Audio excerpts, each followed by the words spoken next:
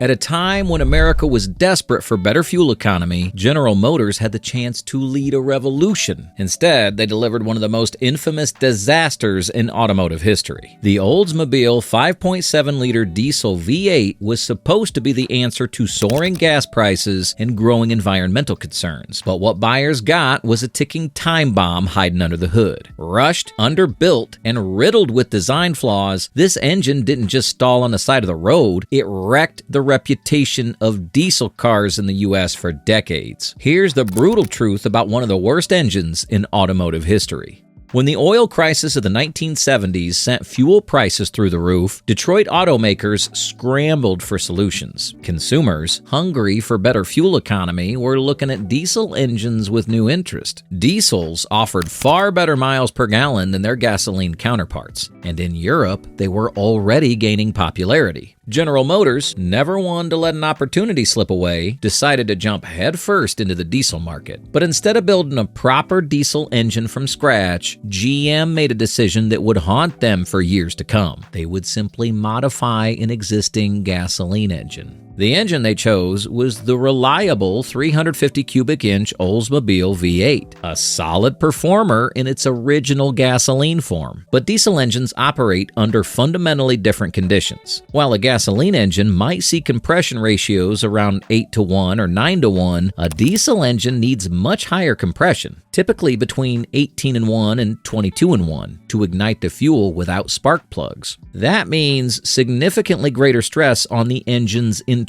components: the block, the heads, the pistons, and most critically, the head bolts and gaskets. GM did strengthen some parts of the 350 V8 for its new diesel role. They beefed up the crankshaft, added tougher pistons, and reinforced the engine block. But one crucial area was dangerously overlooked: the head bolt system. Rather than redesign the cylinder heads and bolts to withstand diesel-level pressures, GM kept the original bolt pattern from the gasoline version. The engineers underestimated just how much extra force diesel combustion would unleash. As a result, the head bolts simply weren't strong enough. And under real-world conditions, they stretched, loosened, and eventually allowed the cylinder heads to lift slightly under pressure. This tiny bit of movement caused devastating consequences: blown head gaskets, coolant leaks into combustion chambers, engine overheating, and eventually catastrophic failure. And because GM rushed the diesel engine to market without proper long-term testing, many owners began experiencing these failures just months after driving off the lot. Some engines barely made it to 30,000 miles before giving up completely. What made matters worse was that many dealerships, unfamiliar with diesel mechanics, either misdiagnosed the issues or simply blamed owners for poor maintenance. Meanwhile, GM stuck to their guns in public, insisting the engines were fine. Inside, the company scrambled to fix what was quickly turning into a full-blown disaster.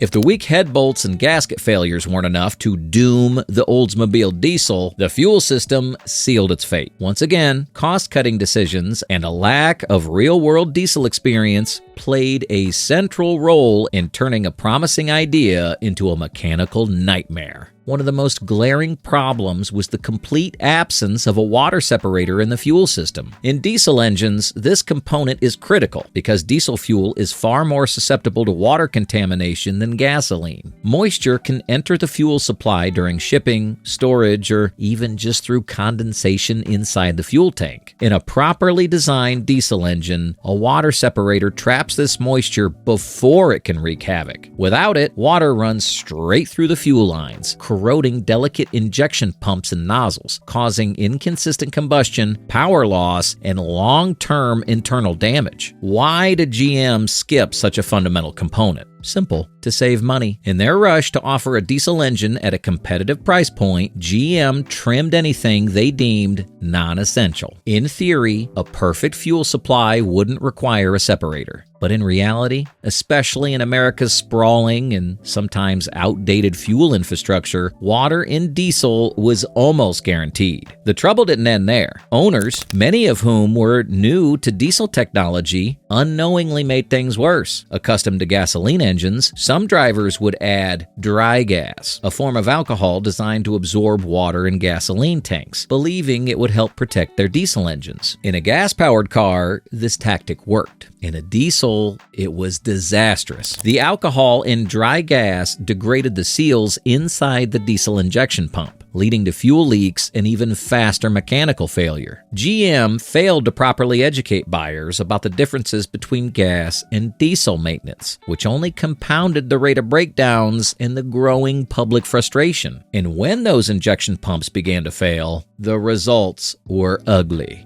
Diesel engines rely on precisely timed fuel delivery to operate efficiently. A compromised injector or pump meant rough idling, hard starting, plumes of black smoke from the tailpipe, and a noticeable loss of power. Owners who thought they were buying a smooth, quiet, fuel-sipping machine ended up with a noisy, temperamental beast that often refused to start on cold mornings and left them stranded without warning.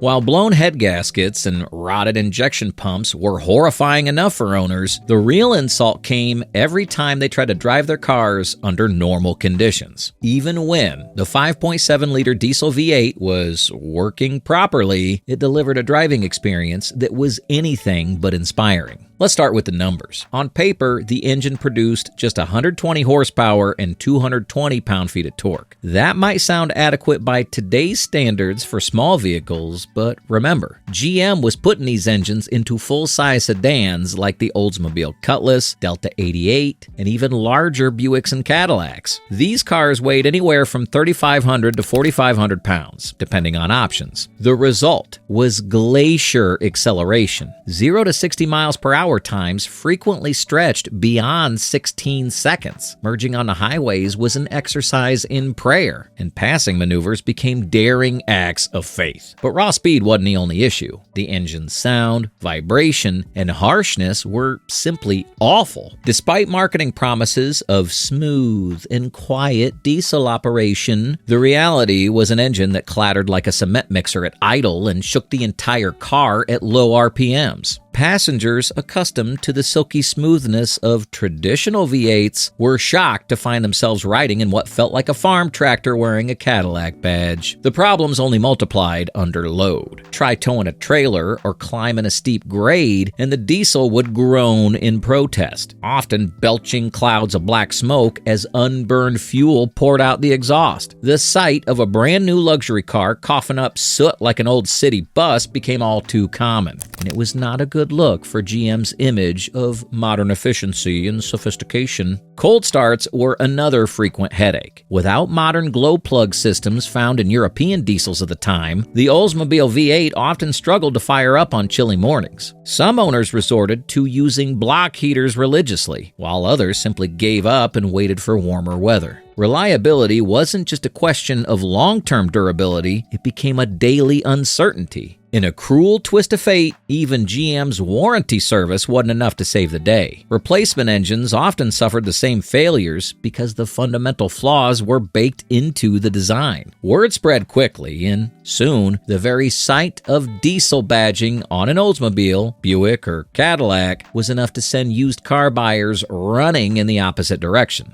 It didn't take long for the lawsuits to start piling up. Furious owners, saddled with expensive repairs and unreliable cars, began banding together to hold GM accountable. Class action lawsuits emerged, accusing the company of knowingly selling defective engines and failing to honor warranty claims properly. By the early 1980s, GM was facing massive legal pressure. Although the company never officially admitted fault, it quietly settled several lawsuits and extended warranties on diesel engines in an effort to stem the bleeding. It wasn't enough. The damage to GM's reputation was already catastrophic, and the settlement costs ran into hundreds of millions of dollars. Beyond the courtroom battles, the backlash played out in the marketplace. Sales of GM diesels plummeted. Consumer trust, once a given for General Motors products, took a nosedive, not just for Oldsmobile, but but across all brands that had offered the 5.7-liter diesel. Worse yet, the sour experience turned an entire generation of American buyers against diesel passenger cars altogether. Even decades later, diesel in the U.S. still carries a stigma that can be traced directly back to this disastrous chapter. To their credit, GM didn't abandon the diesel experiment immediately. They tried to fix the 5.7-liter diesel's problems over the following years with a series of updates. Head bolt patterns were revised, stronger gaskets were introduced, and improvements were made to the fuel system, including optional water separators. Later versions, like the DX block engines, were significantly more durable than the original 1978 to 1980 models. But by then, the public had already made up its mind. Even the improved engines couldn't escape the original's horrible reputation. Dealers had trouble moving diesel models off their lots. Resale values cratered, and owners who stuck with their cars often faced endless questions about whether they had one of those bad diesels. GM's efforts were too little, too late. The company ultimately pulled the plug on the Oldsmobile diesel program by the mid-1980s, quietly letting it fade into obscurity. It was a costly, humbling lesson that no amount of mechanical revision could erase public outrage once trust was broken. The Oldsmobile 5.7-liter diesel V8 didn't just wreck GM's diesel ambitions, it poisoned the entire American market for diesel passenger cars for decades. After the backlash, U.S. buyers became deeply skeptical of diesel technology. It wasn't until much later, with companies like Volkswagen, BMW, and Mercedes reintroducing advanced diesels in the 2000s, that American consumers even began considering diesel as an option. And even that resurgence was brief, partly undone by later scandals like Dieselgate. In the minds of many, diesel became synonymous with unreliability, hassle, and failure. All thanks to GM's rushed, underdeveloped attempt to slap a diesel badge on a gasoline design. The Oldsmobile diesel fiasco is still taught in business and engineering schools today as a case study in what happens when a company prioritizes speed and profit over proper engineering and consumer trust.